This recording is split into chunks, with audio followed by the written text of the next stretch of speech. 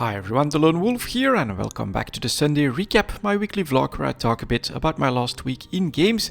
As always, we'll start with EVE Online. I actually played a lot of EVE Online last week. It's actually the perfect game to do a little bit of doom scrolling, and I mostly spent my time transporting more stuff in a Mars space, consolidating everything into Amar itself, making some good progress, and another station is almost empty in the types of products, but what's left is really bulky and really inexpensive, so I'm actually trying to sell most of that stuff locally in order to not have to do too many trips that are like just 10 million in cargo or something like that.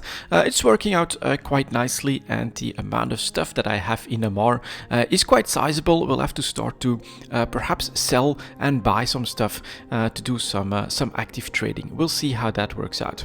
Also did a BBC run. That is pretty interesting. It's hard to move product, but prices are going up, so I'm not really sure what to make of that just yet, but I'll keep you guys up to date. Of course, it's almost a weekly thing that I'm doing, and I think next week we'll have another run to do, like late in the week or something like that. PI is going quite well. Prices are up almost across the board, and I'm mostly making coolants and mechanical parts, and those are selling for really high prices in Amar at the moment. And other than that, it was, well, for the active playstyle, was not very active, mostly just cleaning up some anomalies here and there for the skilling spree that is actually back. And yeah, we don't have too much news when it comes to the development for EVE Online. We're eagerly awaiting the patch, of course, that will bring compression, buffs to battleships, and of course the graphical updates as well. They are pretty impressive. I do recommend, if you have the time for that, to go and take a look on the test server where you can experience everything and maybe help test as well to discover some bugs. But overall, a pretty good and steady week for EVE Online.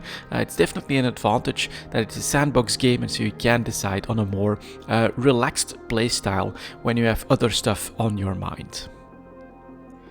I did play a little bit of Path of Exile as well. It's been pretty interesting working on my second character. So that's a necromancer based on physical damage minions, and the progress has been quite nice. I am level 87 at this point. I am also in red maps, early red maps, and able to handle those pretty decently. Big advantage of this character, having learned that, alright, I need these offensive auras that just increase the amount of physical damage taken, that's a very, very big boost.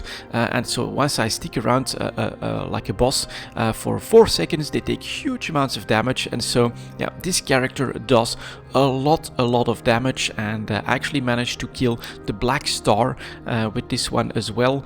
So the second mini boss before the final bosses, that would still take quite a little bit of grinding and effort to get my character into the final tier of red maps, and then finally those final bosses. Not sure if that's going to work because I'm actually starting to think about starting yet another character, but the game is really fun, and yeah, this league has really, for me at least, opened up a new tier of endgame, because I just bruise through or cruise through the yellow maps without too much trouble, and then once I'm in the red maps, I'm still able to keep up with the damage.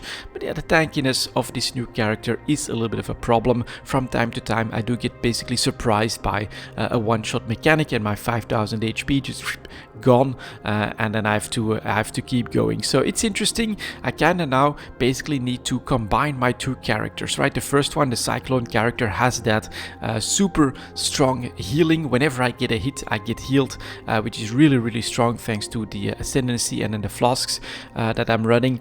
And this, but it lacks in damage. This character has the damage, but it's really lacking in tankiness, and so I would have to find basically the best of both worlds, and that's what I'm thinking about at the moment. How do I want to build the next character? Do I want to try and build it this league, or do I want to maybe plan for it and keep that for a next league? I'm still not sure, but really having a lot of fun with Path of Exile at the moment, and the new end game really does give you a much better sense of progression. Finishing new maps gives you those points for that passive skill tree, and since I'm new to it, I've really been focusing on, using a lot of realies here, but I've been focusing on more map drops, better map drops, maps in order to try and complete the Atlas smoothly, and to make sure that I can just keep going and keep getting a feeling of, alright, I can do more red maps, because running one and seeing 3 of them drop, I can just keep going, keep making progress, and that's really opened up the end game for me personally, along with experiencing the selling and buying in order to get currency and then hunt for some really good upgrades, and that way getting your character where it needs to be in order to handle that type of content. I don't think I'm in the very late game just yet. I don't think my characters are ready for that. Perhaps I'll need to follow completely follow a build guide or something like that for this, but I'm kind of hoping that I can still do my own thing and push to an even better character. We will see, of course. As always, I'll keep you guys up to date, but that was my last week in games. Thank you very much for watching, and as always, I'll see you next time.